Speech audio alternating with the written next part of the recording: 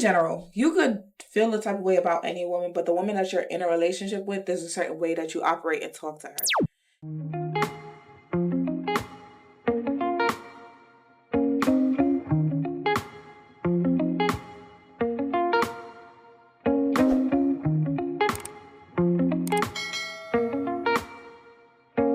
Hey, and welcome to the Binge Box, where we share our thoughts on TV shows, friendships, relationships, and everything in between.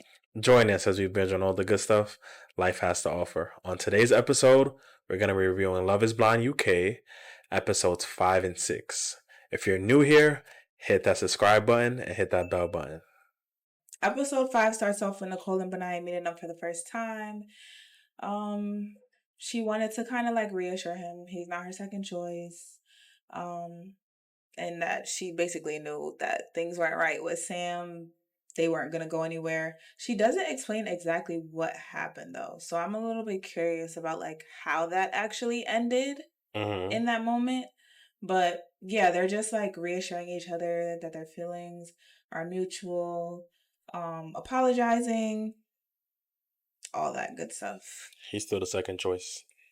No matter how you say it, no matter how she put it, no matter how much she apologized, and she could say she knew from day one that he was number one. If he was number one, he'd have been chosen number one. If you pick number two, you're still number two.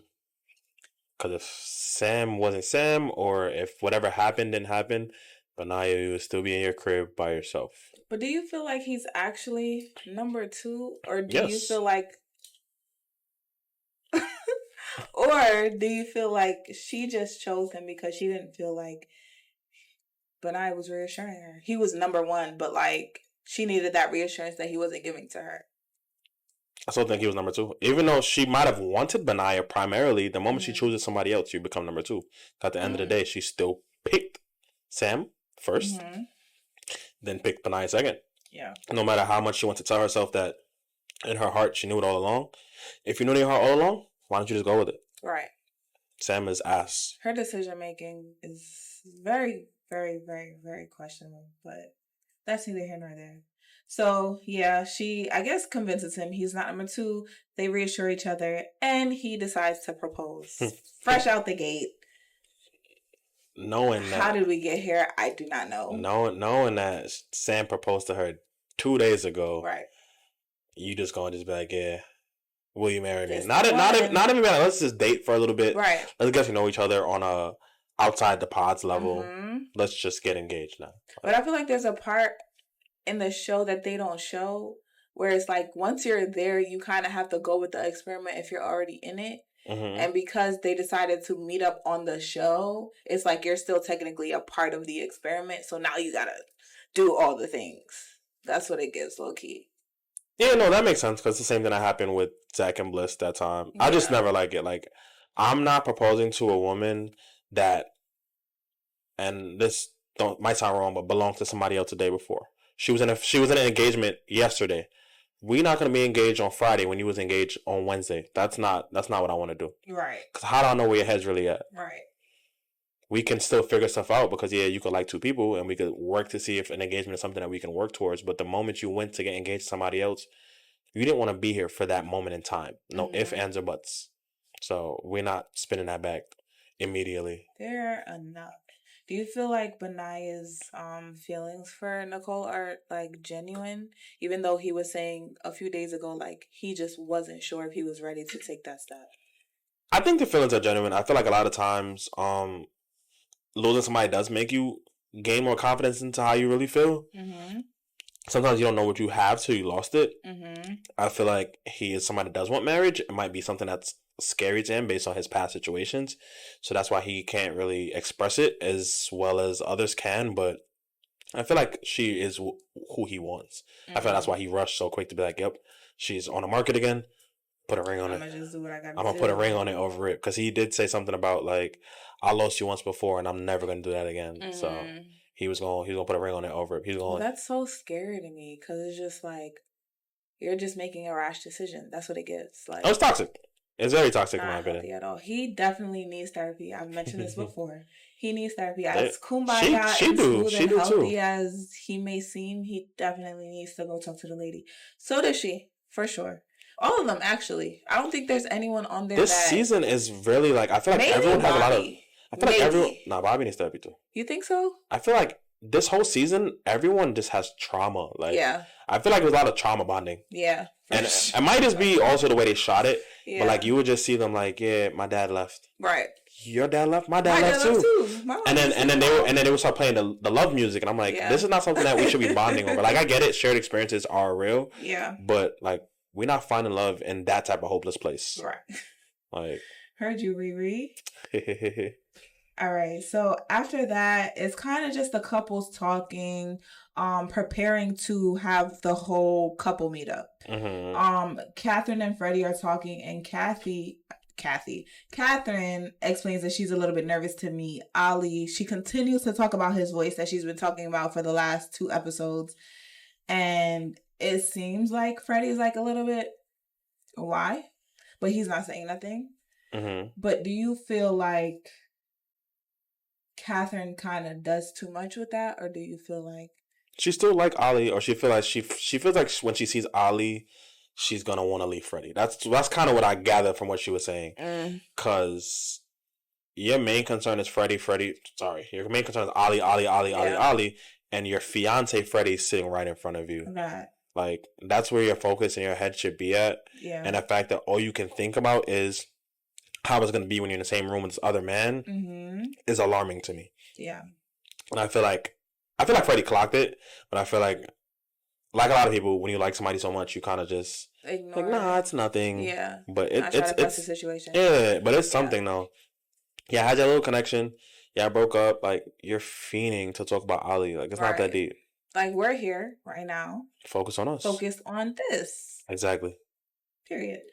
Okay, then we go to Demi and Ali. There was a quick moment in that episode where they were having a conversation about sex. And Demi was expressing that, like, sex is really super important to her. But Ali was saying he needs more of a balance. Like, it's not as important. It's cool, but, like, he needs all the other things. And I feel like that moment kind of just reiterated their imbalance within the relationship, because I do feel like they're cool together, but I feel like there are a lot of things where they don't necessarily see eye to eye, and that can be detrimental to the relationship eventually. I mean, I do feel like Demi saying that, like, you'll see it more in the later episodes. I feel like Demi does have a lot of insecurities, and I feel like physical stuff like sex and intimacy and that type of stuff is very important to her, because it makes her feel like reassured. Yes. Yeah. And like, everyone is different with how much sex they like to have, like from person to person. But I do feel like Demi equates that to reassurance. If you sleep with me every night, if you're kissing on me, if we're having sex, it's like, you want to be here. Right. So if Ali's not going to give that to her, she's kind of going to be like, do you really like me? Do you really love me? Do you really like my appearance? Do you like my body? Like, yeah. So I feel like all of those are under one big insecurity tree.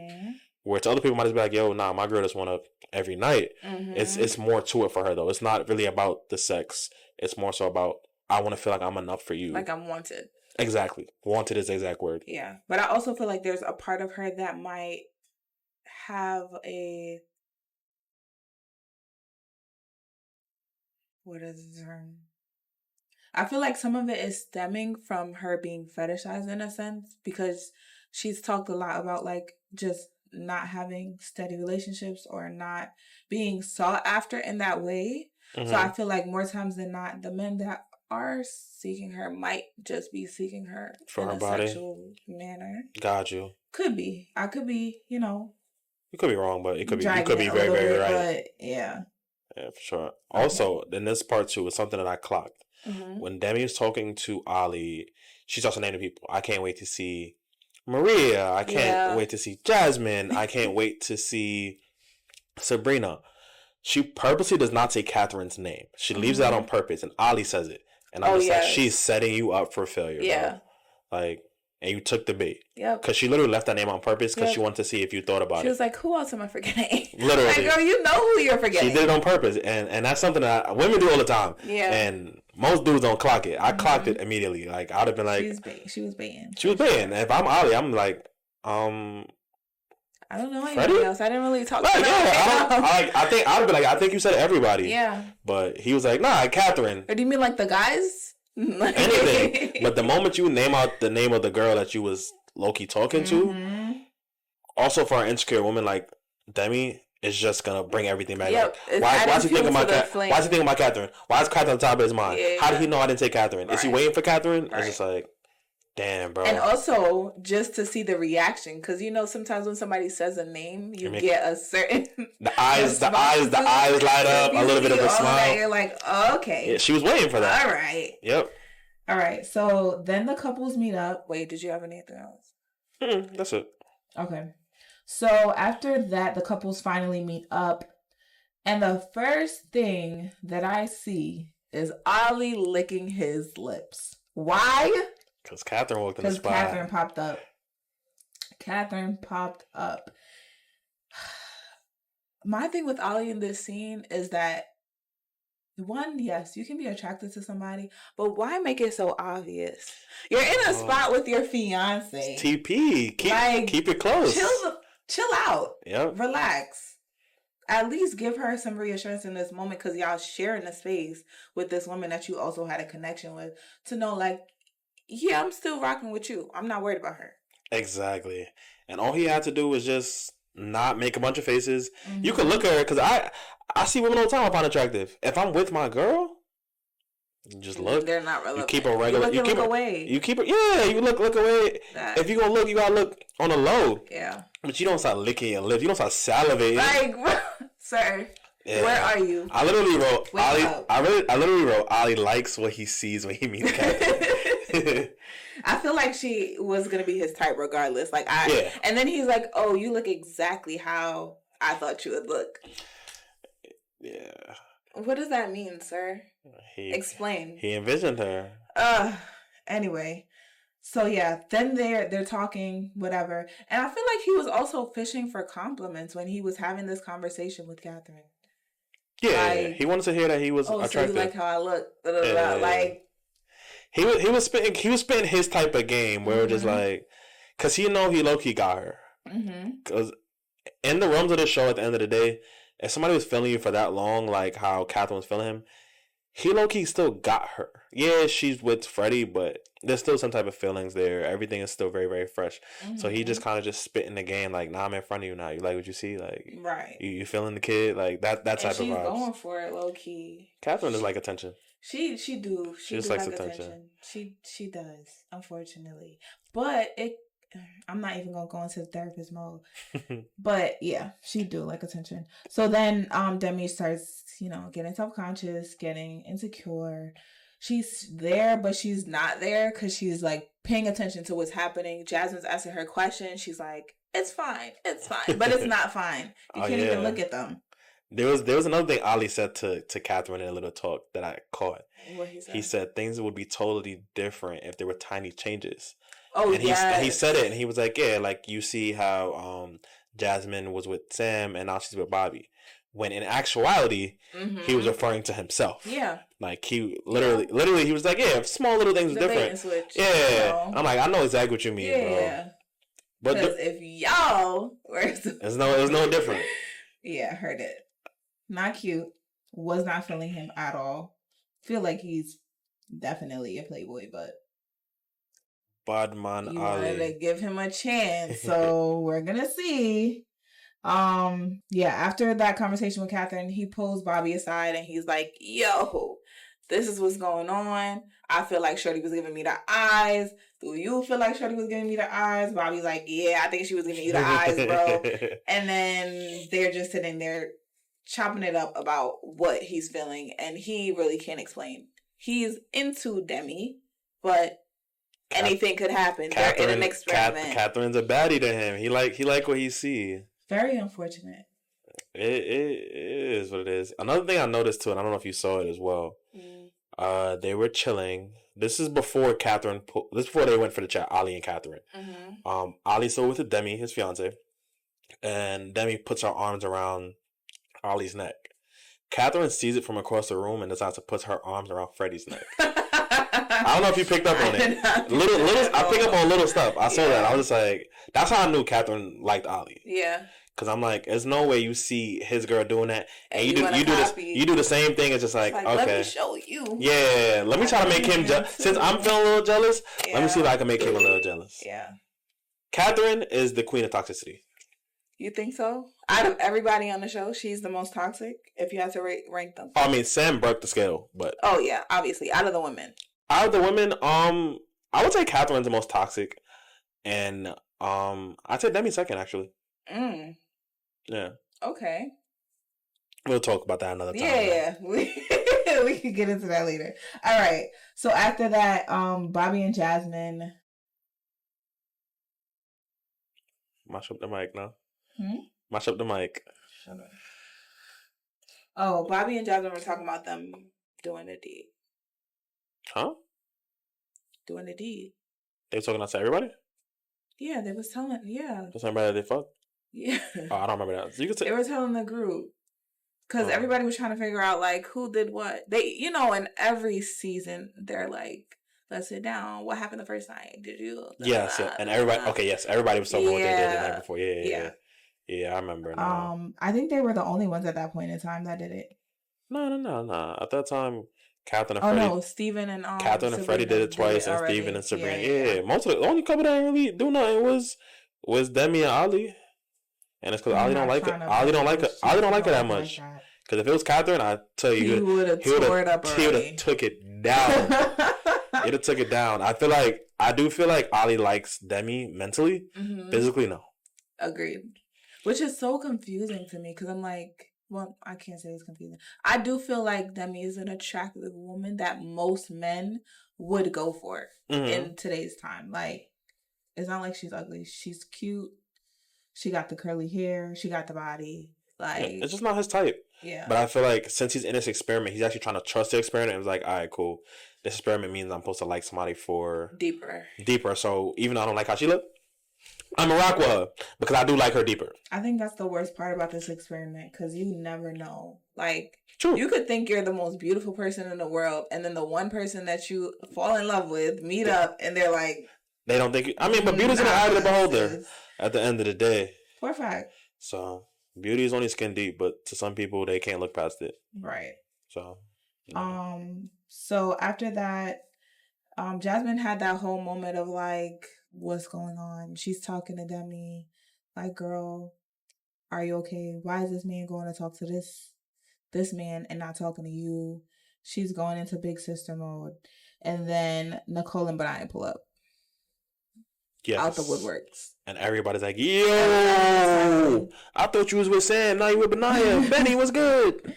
Everybody's excited. I felt in that moment like everybody was like, yeah, F Sam. Yeah. I'm so glad you didn't choose this man. I'm so glad you're here with Benaya. We really rock with him. Yeah, Sam is just a generally bad dude. So all the guys that lived with him kind of just know the foolishness he was on. All the women that dated him, girls going to have girl chats at the end of the day, have a little powwows, and they're going to talk about Sam. So they all knew he wasn't it, and they felt bad for their girl, Nicole. So, yeah. So after that, they pull up, the girls and the guys separate. They're sitting down. They're talking about their couples. Everybody's talking about how good their relationship is, how much they're enjoying it, getting to know each other, da-da-da-da. And Demi's on the couch in pain, fighting for her life because she cannot relate. She's insecure. She doesn't feel reassured in the relationship. She's questioning things. And I feel like that moment brought me back to the fact that, like, I just don't think Ollie's romantic. And that's what she needs. He's not able to reassure her and show her the things that he is because he doesn't care to do those things. I think he cares to do it for her. I think that's what, because a lot of what I saw in this episode boiled down to PDA. Especially new couples are very PDA heavy. Yeah. When you rock with somebody for a minute, it's like, yo, we got.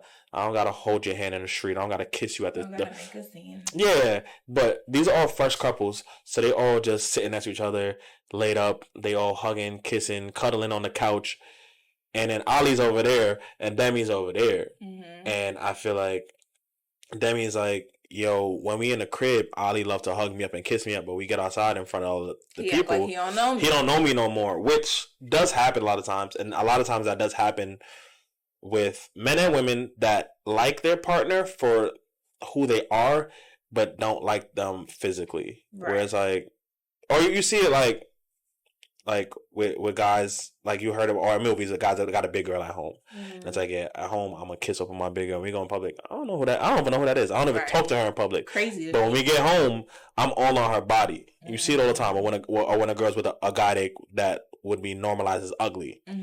She'll cook for him, clean for him, kiss on him in the house. When she get around her friends, she's just like, yo, that dude is mad ugly. She engaged to him, but no one knows. So I feel like it's one of those situations where Ali does like her. She's going to do everything behind closed doors. But when they're outside, that means you stay over there. I'm going to stay over here. I'm going to talk to you, but please don't hold my hand. Please don't try to kiss me. I don't want none of that extra bullshit. Right. So, yeah. So yeah, after everybody's like debriefing, they kind of separate again. And this is where Jasmine kind of turns up on Ali. And she's like, listen, I need to know what your intentions are. What are you here for? What do you want from my good sis? And why are you operating how you're operating? How did you feel about that scene? So me being a guy, off rip, I'm just like, yo, Jasmine, you're doing too much. Like, you up in their business. I get it. That's your friend. But at the same time, as long as Ali has known Demi, you've known her the same amount of time. So don't make it seem like that's been your friend for mad years and you're trying to do everything to protect her. You don't know her. So I was like, I'm not feeling that. But at the end of the day, I am all for people supporting their friends and trying to have their friends' backs. Because you can see that no matter good or bad, the intentions are always good. And I can always appreciate good intentions. Sometimes good intentions does equal bad execution, but I can't knock good intentions. She was just trying to be a good person and look out for her friend who she seen was hurt. Because if you notice throughout the whole little powwow they had, the only person I was really checking on Demi was Jasmine. So big respect to her. So of course she's going to be the one to be like, yo, Ali, what are you really doing with her? Because it seems like you don't really like her. If you don't like her, then just move on. Because she kept pestering him on that. Do you really like her? Do you really like her? Yeah. And I mean, I get Ali because that's frustrating. Like, this is my fiance. What you mean, do I really like her? Like, you ask me foolish questions. Like, I'm here, you know? Yeah, but and you could tell he's getting frustrated. Time, so, you know, that too. But that's the whole point of the show. People pretend all the time. Yeah. You pretend to the point where it's like, will you marry me? No. Like, you get older to the altar and it's like, you say no. So that's the whole show. So you got to let them go through the process. So I feel like Jasmine trying to really be the mediator or be the middleman, it's unnecessary because we're all going through the same process. Just because you and Bobby are in a really good place right now, everyone has their own love story. We all met each other 7 days ago. Right. So we're not going to make it seem like you the golden couple.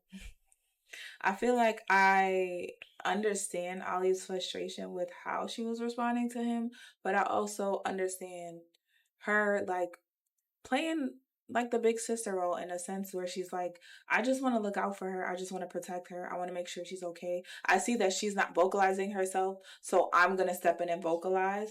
And I've definitely been that person before to where it's like, but sometimes you just got to realize like you can't fight everybody's battles. You can't talk for everybody. If they don't want to do it for themselves, you just got to let them go through it and like experience it. Ding, ding, ding. I feel like the only difference or how I would have actually handled that situation was more so like seeing where Demi's at, seeing what she's feeling, and actually like debriefing about her actual feelings so that she can communicate what it is that she needs and possibly verbalize it to him later and encourage her to verbalize it to him later. Definitely. So that they're both on the same level and understanding of where she's at. And just empower her. Yeah. I feel like in that moment, Demi needs empowerment. You know, instead of you trying to go fight the battle, empower her to go and the same energy that you have for him, empower her to have that same energy so we can get the same results. Because at the end of the day, Jasmine going to have that conversation with him, it's not going to garner the results. Yeah. She don't care about you. So literally it's like, yo, get this girl on my face. Right. But if Demi comes with the same exact questions, it's different. He has to answer them now. That is his fiance. Right. So I feel like it needed to be less big sister and more like, let me give you big sister in a different way. Yeah, no, big sister, but not fight battles, big sister. Yeah. It's let me show you how to do this, big sister. Let me guide you. Let me tell you what to do. I'm gonna give you the play-by-play, and you gonna go in and you gonna fight the battle. Right. Because at the end of the day, if you fight all the battles for her, you don't get anywhere. Because the moment you're not around, she's gonna lose. Teach her how to fight the battles. Exactly, for a fact. So yeah, after that, Ali just gets irritated. He's pissed off and he dips out. He's like, I'm out of here. I'm good off all of this. And I don't blame him. I actually respect him for it because I just know the feeling when you do feel like the world is against you. And you have two choices: either walk away or blow up on everybody. Right. And 99% of the time, you blow up on everybody, it don't help you in the future. Walking away, just it gives you the peace to be like, we can have this conversation tomorrow. More people need to do that. So, big respect to Ali for not spazzing out on Jasmine. Because I ain't gonna lie, I'd have to spazz on Jasmine. Then Bobby would try to say something because that's his fiance. I'd have smacked his ears off. Like, so Ali, you did the right thing. Smack his ears off, not crazy. You forget Ali a boxer, so Ali would have smacked. Yo, he got them big ears, doom doom doom in the ears, and you're not hearing nothing no more. Screaming. Yeah, I did appreciate him like deciding to walk away. Honestly, when I saw the clip of it before, you know how they show you the preview, it seemed toxic. I'm like, I thought he was cursing Demi out, and I was really ready to get on him. I'm like, I know you're not talking to my girl like that, but that's your girl I understand. I just don't like, in general, you could feel the type of way about any woman, but the woman that you're in a relationship with, there's a certain way that you operate and talk to her. And women in general, I don't feel like you should ever disrespect a woman, but I could understand it a little bit more when you don't have a relationship where you're like, I could just say whatever I want to say. But in a relationship, you always have to be mindful of that person because you're going back home with them. You need to know that they're going to be okay and they're not going to be insecure about anything that you say or feel uncomfortable being around you after that. So I agree. Yeah. I concur. All right. So now we go into episode 6. The couples wake up after that whole meetup and they're just debriefing about the whole thing. Ali and Demi are sitting down and they're like talking about the situation, expressing certain things. But in that conversation, I just felt like they were both like half communicating what they actually wanted. Exactly. Literally. And I was just sitting there like, this is not healthy. You're both sitting there like, yeah, I just feel like, yeah, and I feel like this too, and yeah, I hope this is gonna work out because I really just love you so much, and da-da. But how do we come to a conclusion about the actual issue here? How do we identify the problem and try to solve face it head on so we can find a solution? Y'all are not doing that. Y'all are sweeping it under the rug, and that's not okay. You're in the beginning of your relationship. I feel like that's the most time to be like... You could say whatever's on your mind. You could literally say whatever. There's no feelings to be spared at that moment yet. Like, I'm going to say how I feel. Right. And I feel like a lot of it just was, I don't want to hurt you and you don't want to hurt me. But it's like, at the end of the day, hard conversations need to be had. Yes. Especially on week number 2. Like, we're now getting used to being around each other. So we need to communicate every single thing. Yeah. And the other thing about it, a part of this experiment is that even though you know a person and you fall in love with a person, you spend time with a person, you don't know like their responses. You can't read them very well off of that. Some people can, depends on the situation. But for the most part, it's like, even if they say one thing, you might not receive it in the way that they actually intended because you don't know them very well. And that's where the communication works. That's why y'all have to communicate even more to get to the point where, okay, I know this is just how you're operating. Or when you say this, you actually mean this, or da-da-da. But it was just very unhealthy for me, very confusing. Yeah, I feel like the conversation just missed a lot of becauses. I feel like when you really explaining how you feel, you use the word because a lot. Yeah. Like, I was triggered. Accountability. Demi needed to be like, I was triggered because. Ali needed to be like, I did this because. Right. That's where we really able to understand each other. Without because, we don't know nothing. You just like, da-da-da. And you just half-assing everything. And guess what? The next time y'all go out, it's the same exact thing all over again. Yeah. Once y'all, because... if y'all love each other, like y'all say y'all do, the moment somebody says, I was triggered because, you take that information, you download it, you understand it, and it's like, okay, now I know how to move accordingly. Right.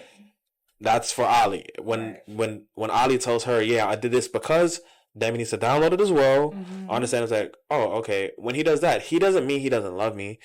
When he's outside, he just likes to chill. Like, he's not really going to be all over me. I understand that now because he explained it to me. But when you don't give any reasoning for your actions or any reasoning for anything that's going on, you leaving people in a space to assume. Yeah. And now you're both making asses out of each other. Yep. Like, I don't get anywhere. Yep. For a fact. For a fact. So, okay, after them, we go into Nicole and Benaya. They're talking about their attractions for each other, how they're both, like, physically attracted to each other, but they're not ready to take the next leap. They want to move slowly and, like, really get to enjoy each other before being a little bit more intimate. Yeah. I have a lot to say about that, knowing what I know now, but... We're going to get to that when we get there. Looking at that moment, we're going to get there when we get there. That's cute. That's cute. It's nice that they're taking their time and doing their thing. They just got here, like, definitely slow and steady. Because you literally just jumped into engagement. She also talked about being, like, sexually active late in life. Which was... Yes. interesting to me. Because I'm like, there's so many... It's so rare to hear or see somebody saying they only got intimate in their 20s versus, like, everybody really doing it at, like, 12 nowadays, to be honest. 12. But 12. The kids is outside. You're right. The kids are outside. Pray for the youth. Exactly. Pray for the youth. Yeah, I actually wrote that down too. I was like, yo, it's a rarity. It's really crazy. Yeah. Okay, so who else do we have? Sabrina and Steven. They were talking about where they're gonna not to say they're boring, but their relationship is so good and so healthy and so nice that unfortunately it doesn't translate well into the show because people like drama. Yeah. So when it's a good couple, it's just boring. like I try to write notes on them and I'm just like, give me more. I write notes and I'm just like, they're comfy cozy. Yeah. They're really cute. Literally. Like, that's my notes. They're comfy cozy and they're really cute. The same thing. Because it's not really much to put. They're just trying to figure where they're gonna live, and they're both just. I literally put cute and cozy. Really? Cute and cozy. I also wrote that they were contemplating where they'll live.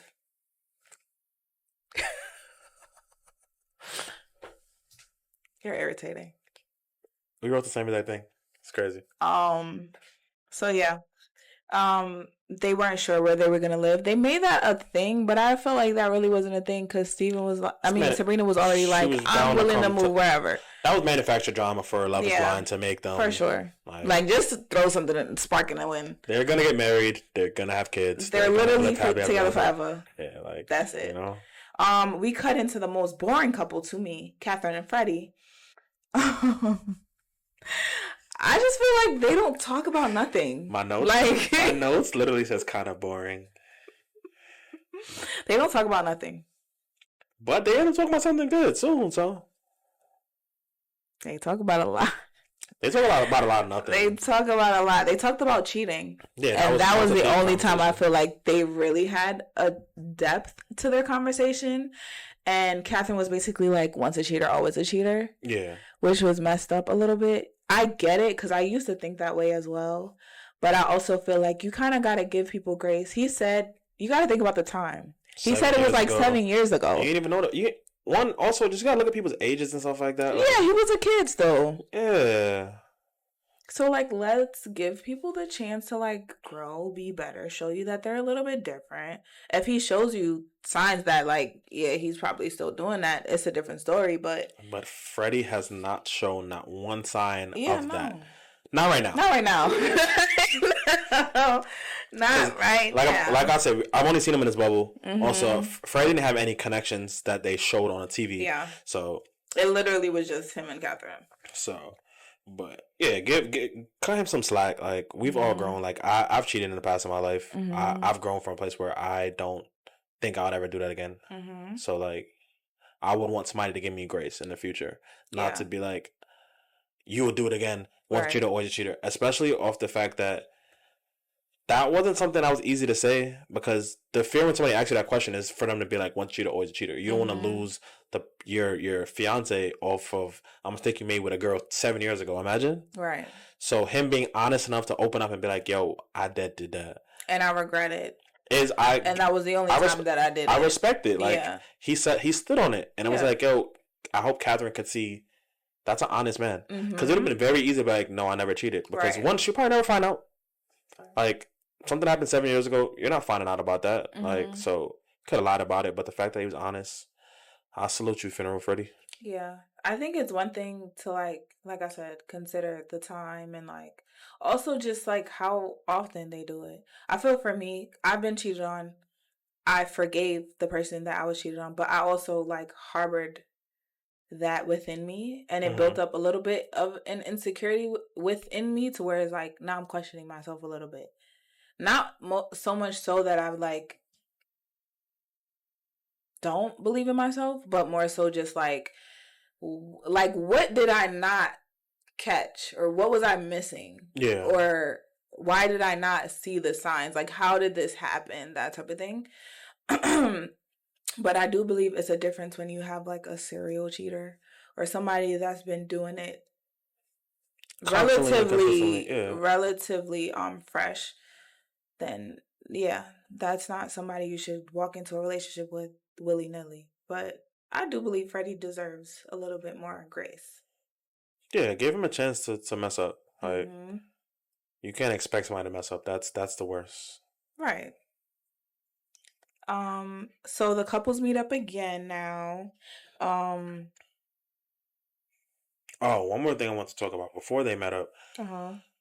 I feel like, of course, Jasmine is big sis to Demi, and I feel like Ali and Bobby are really close. And one thing I did not like is I feel like Bobby was pillow talking. Oh yeah, I feel like he was pillow talking, and I get it. That's your girl. You're gonna communicate with your girl. Everybody does it. But I do feel like when you're in a close-knit relationship like this, where couples know couples, you can't be out here snitching on your boy like that to give her information. Because at the same time, too, Jasmine ain't snitching on Demi to you. So all you're doing is just giving up Ali's secrets and making Ali look bad. And you're doing it in an act to make yourself look better to your woman. So I get that. I feel like it's only heightened because it's on television, but I know for a fact niggas be talking. They talk and they talk and they talk and they talk about their friends, about the situations, about the crap that they do. They're gonna limit certain information because they're never gonna let you find out what they did in the situation or figure out how they were operating in the situation. But they're gonna tell you exactly what their friend was doing. They're gonna let you know all the details and tell you why they were wrong and and sit down and pick your brain to figure out how you feel about the situation so that they can just agree with you or appease you in a moment. But knowing good and damn well they are supporting that nigga. And yeah, I just feel like that's just something that's like common. It's just he decided to show it on national television. I'm not denying that. And it comes off differently. I'm not denying that it's common. I'm just like, you could pillow talk to your girl about your friends and your friend situations because people do it all the time. But when your girl knows your friend and knows your friend's girl, that's the time where you need to not pillow talk. Why? But they don't really know each other in the same way that you was just they know each other. In the same way that you was just saying like, oh, they don't know each other or they know each other just as much as Demi and Jasmine. Like, it's the same thing. The time has been the same thing. It is. But so there needs to be a bro code. You can't put bro code and be like, oh, she can't have sister code when I never said she can't. I can't. But you did though. But being Bobby, right? You did though. You see that Jasmine goes to bat for Demi. Yeah. Why are you giving her ammo? That's what I'm saying. It's not giving her ammo. You are giving her ammo. They're sitting down there having a conversation about the situation. She's asking him questions. Bobby's an op. He's an op. He's an op.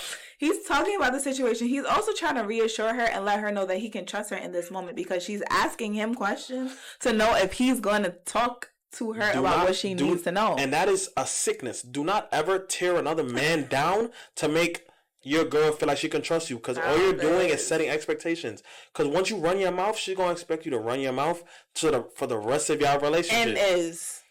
Because guess what? Down the line, when now he really feel like he gotta hold somebody down, and he don't want to tell her, she gonna feel like he a liar, and it's gonna become a whole big problem. And she gonna rip his ears off. That's going to be a different situation. More times than not, if a woman is sitting in a situation like that where she's like, oh, this is the one time that he can't tell me, I know that it's a serious situation and he's really just, he cannot tell me. No woman's ever going to think like that. Yes. No woman, what? What woman do you know? In that situation, a woman's immediately going to be It depends on how much information they have already. In that moment, the moment the guy tucks, if you tell information Monday through Sunday, right? Yes. The one day you're like, I'm not telling you anything. She's gonna be like, why you not telling me? Nothing happened. What is it? She's gonna pester you. And then you're gonna sit there and be like, you know I would tell you. You know I would tell you. She's gonna get mad. What do men do all the time? Then she's gonna gaslight. I'm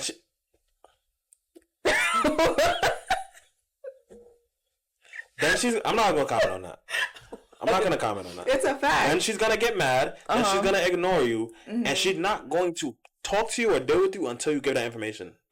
So do not set that precedent. Do not set the expectation. I would die on that hill. Do not snitch on the man them. Ever. Ladies, he's capping. We know the truth. It's okay. What happened next in the episode? Anyway. Okay, so after that, Freddie starts to talk to Catherine. He mentions how he wants to be a perfect person for her. And red flag. That's a red flag, yeah, definitely. He mentions he has some insecurities, and Catherine just lets him know like everything is not always going to be peaches and cream. Everything's not going to be rainbows and sunshine. And I just feel like things need to get deeper between them. Mm-hmm. Like, you could want to be perfect for somebody, but also realize that no one is perfect, and we're just going to do the best we can do. I feel like trying to be perfect is setting an unattainable goal. Yeah. Like, if I'm with somebody that's my fiance, I want to be the best man I can be for you. Mm-hmm. That's a realistic goal because I'm going to be the best man I can be for you. Being perfect, we're not going to be perfect. Tomorrow when you wake up, you might want to kiss you on your forehead. And you might want that. I don't know if you want that. So once I don't do that, I'm not perfect anymore. But being the best man I can do is to know when you tell me you want that, I'm going to try to do what you want. Mm-hmm. When you try to be perfect, you're going to fail. I feel like the thing with him too is like the whole time he's like, I'm just trying to be real. I'm just trying to be myself. I'm just trying to be. And it's just like, who are you? You're not real. Because there's nothing there. I don't see any ounce of Freddie. I don't know who Freddie is. Yeah. I'm still confused. We're in episode 6. Why? Yeah. No, Freddie's a confusing man. But yeah, wanting to be perfect. I understand wanting to like show up for your partner and like just make them happy. Be the best person that you can be. But there's no such thing as perfection. Exactly. It doesn't exist. You just have to be you. And they have to accept you as you. Or you decide to make a difference, change yourself for the better, but do something that's not at a detriment to yourself. Exactly. All right, so they get back to the real world now. Everybody's nervous because they're like, it's about to be serious now. Nicole and Benaya did their thing. Did their 1-2. And for me, it was just a little confusing because I'm like, you said you move slow, right? Let's just step back for a second. You said that you move slow. You said that you take your time. You're not in a rush. You're very mindful about who you're intimate with. You don't share your body with just anybody. What was the difference in the 2 days versus the week that you were there and deciding like, yeah, I'm just going to do this? It hasn't been that many days for you to tell me that you're moving slow. I don't get it. Could just be a moment. Could get caught up in a moment. You know? Caught up in a moment for somebody that saved themselves for 20 years and decides that they don't like to share their body with just anybody. I mean, you could save yourself for 20 years. Once you bust it open, it's open. That doesn't mean anything. I do feel like when you save yourself, like for you save your virginity, a lot of times once you lose your virginity, not to say like it's time to get it popping, but more so like the lid is off now. I feel like the seal is broken. Not she broke the seal. You know what I'm saying? It's more like I can have sex now. Like I did it. But I'm not saying that like she can't have sex or this means any like she should be having sex. I believe she should. It's healthy for her. Mm-hmm. But regardless, I just didn't understand the difference in the time. If you're telling me that you're waiting, why wait? Like they literally just got back home. Like you could have did it while y'all was on vacation. He got home. He was in a crib. He started slanging that thing. She was like, come in, Benny. She wants some Benihana. Crazy. She wanted Benihanas. All right. So now we have Tom and Maria. Completely forgot about them. He's judging Maria for being a makeup artist. He had an idea in his head of who she is, and he mentions that she might be shallow, or his thought was that she might be shallow because she's a makeup artist. I feel like he's very judgmental, and he's too big and grown to be as judgmental as he is, unfortunately. And I feel like that's part of the reason why he's been single for so long, because at 38, why have you never had a wife? Why don't you have kids? Well, I can't say why don't you have kids, because some people could be infertile. But, like, you don't seem to have a history of anything serious to be touching 40, to be judging somebody for being a makeup artist. Yeah, I just feel like, I don't know. I feel like Tom's just been around a certain crowd and was raised by a certain group of people that kind of have a certain life expectation. And they don't do the whole, I can see somebody else's perspective. I can understand another way of anything. It's just fixated on like that, and they won't change. Like, so, yeah. He's stuck in his weights. Yeah, you know, like, so. Which is confusing, but hey. Like, he seemed like one type of people that, like, yeah, makeup artist is something you do on the side, but that shouldn't be your real occupation. You need to be, you need to have a career. He has a lot of rules for his woman. Yeah, no, it's a lot. Yeah, it'd be tough to be with a dude like, be like Tom. Could not be me. But hey, shout out to Maria. She mentions her apprehension about feeling inadequate, feeling less than, feeling judged by him. That becomes a whole big thing. That's their main like debate, because I feel like they don't really have anything going on outside of that conversation. These couples are a little boring. They are. They're a little boring. It's honestly just the Catherine, Demi, Ali love triangle. That's honestly bring, and Sam foolishness and Sam's foolishness. Yeah. That's the only thing that's really bringing any type of like anything to this show, right? Because Steven and Sabrina is picking roses somewhere, doing their thing. So right.